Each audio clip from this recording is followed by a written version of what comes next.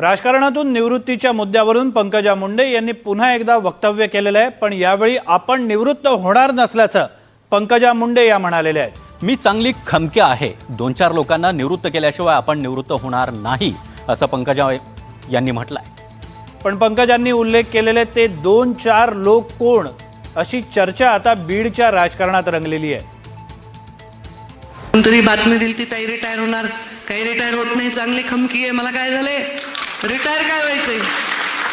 2-4 लोकांना रिटायर केल्यानंतर आपण रिटायर व्हायचं, आधी नाही रिटायर व्हायचं।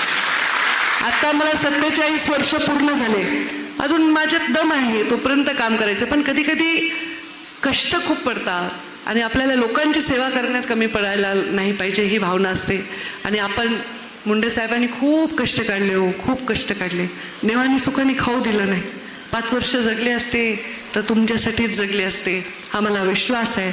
म्हणून आम्ही पण तुमच्यासाठीच जगतोय, तुमच्यासाठीच काम करतोय।